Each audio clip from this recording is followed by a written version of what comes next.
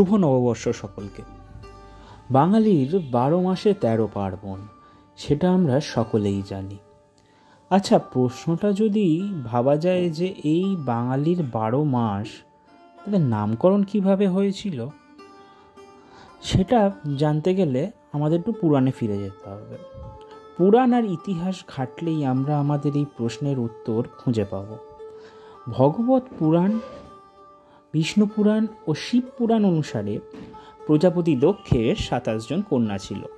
আর এই 27 জন কন্যা তারা প্রত্যেকে নিজের নক্ষত্রে বিরাজ করতেন। এই 27 জন কন্যার সঙ্গে বিবাহ বন্ধনে আবদ্ধ হন চন্দ্রদেব। কথা ছিল প্রত্যেক স্ত্রীর সঙ্গে চন্দ্রদেব একটি করে তিথি কাটাবেন, যাতে জগতের ভারসাম্য বজায় থাকে। কিন্তু চন্দ্রদেব ভালোবেসে ফেলেছিলেন রোহিণীকে, তাই তিনি বাকি 26 জন স্ত্রীকে ছেড়ে রোহিণীর সঙ্গেই সংসার করতে শুরু করেন।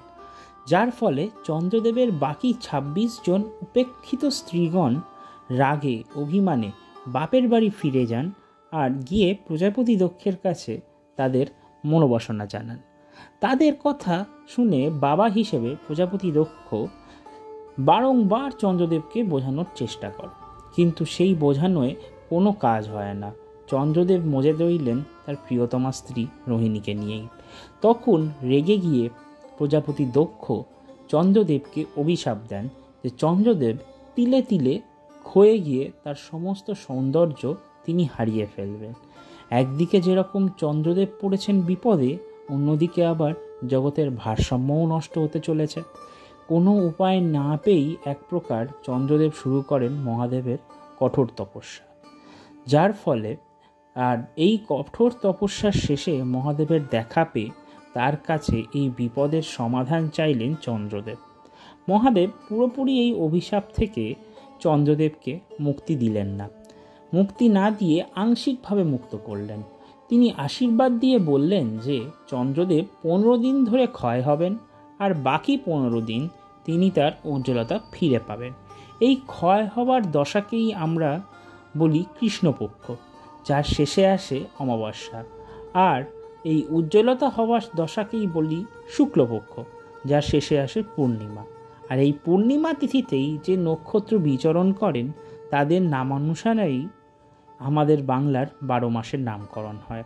505 খ্রিস্টাব্দে জ্যোতির্বিজ্ঞানী বরাহ এমনটাই লেখেন সূর্য সিদ্ধান্তের 14 নম্বর অধ্যায়ের 5 নম্বর শ্লোকে। আর এই সূর্য সিদ্ধান্ত থেকেই জানা যায় যে বিশাখা নক্ষত্র থেকে বৈশাখ মাস, জ্যেষ্ঠা নক্ষত্র থেকে জ্যৈষ্ঠ মাস, আষাঢ়া নক্ষত্র থেকে আষাঢ় মাস, শ্রবণা নক্ষত্র থেকে শ্রাবণ মাস, ভাদ্রপদ নক্ষত্র থেকে ভাদ্র মাস, অশ্বিনী নক্ষত্র থেকে আশ্বিন মাস, কৃত্তিকা নক্ষত্র থেকে কার্তিক মাস, মার্গশীর্ষ নক্ষত্র থেকে অগ্রহায়ণ মাস, পুষ্য নক্ষত্র থেকে পৌষ মাস, মঘা নক্ষত্র থেকে মাঘ মাস, ফাল্গুনী নক্ষত্র থেকে ফাল্গুন মাস, আর চিত্রা নক্ষত্র থেকে চৈত্র মাস। এই তথ্য আপনারা জানতেন কি না আমাকে কমেন্ট বক্সে জানান। আর এই রকম ভিডিও আরও পেতে আমার পেজকে ফলো করতে ভুলবেন না। ধন্যবাদ, সকলে ভালো থাকবেন। নতুন বছর সকলের ভালো কাটুক।